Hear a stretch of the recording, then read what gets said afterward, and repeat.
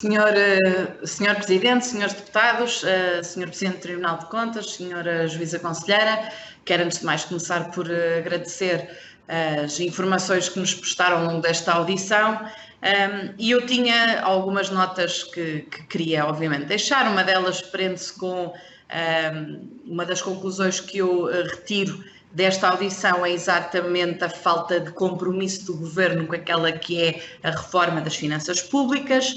Em segundo lugar, e foi logo na intervenção inicial que o Sr. Presidente disse que não se compreendem muito bem as razões desta proposta, foi também uma das críticas que o PSD fez, porque ainda por cima é uma proposta relâmpago que entrou no dia 17 de junho e no dia 26 foi logo agendada para plenário, com o argumento que seria apenas um ajustamento de calendário e uma introdução de elementos de informação adicionais. Para o PSD, infelizmente, a proposta que nós estamos a discutir não é apenas isto. Portanto, e esta é exatamente a minha primeira pergunta. Se o Tribunal de Contas considera que esta proposta se trata de um mero ajustamento de calendário, introdução de informações adicionais, porque foi esta, de facto, a justificação que o Governo nos deu.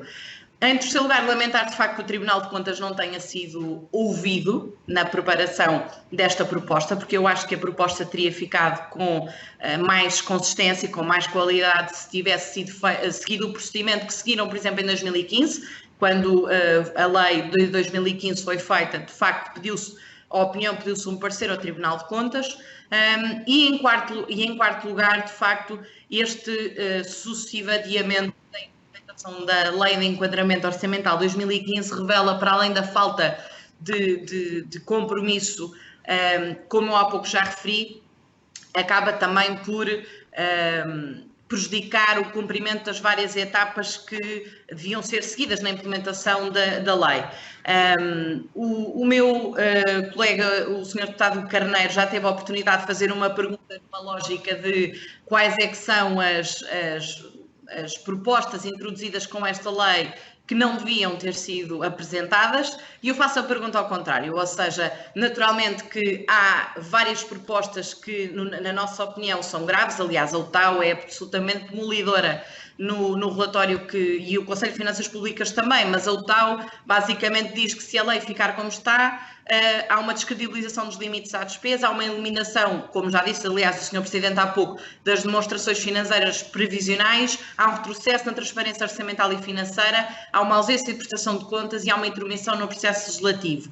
E, portanto, a pergunta que eu coloco, e é a última, é exatamente que boas propostas é que o Tribunal de Contas entende que são apresentadas nesta proposta e que devem merecer a sua permanência na versão final, porque há de facto várias delas que merecem a nossa discordância. Há uma redução da informação disponível, por exemplo, ao nível dos benefícios fiscais e do património financeiro. A questão do quadro plurianual das despesas públicas, nós também discutimos e levantámos essa questão na discussão em plenário. O bloqueio que pretendem fazer à atividade da UTAU, em que todas as propostas que dão entrada no Parlamento têm de merecer uma avaliação prévia, e apesar de ser 0,01% da despesa, a verdade é que só depois de analisarem as propostas é que a UTAU poderá, de facto, considerar se é ou não superior a esse 0,01%. Aliás, a UTAU diz que esta proposta apresentada pelo Governo é, no mínimo, bizarra. E, portanto, a pergunta que eu tenho para colocar finalmente é exatamente que boas propostas é que são feitas. O PSD destacou na discussão em plenário uma delas, que trata-se da obrigação do Governo justificar as divergências entre os cenários macro-orçamentais, neste caso no que diz respeito à Comissão Europeia, mas a pergunta que eu coloco é exatamente que alterações é que devem merecer a nossa concordância para ficar naquela que é a versão final. Obrigada.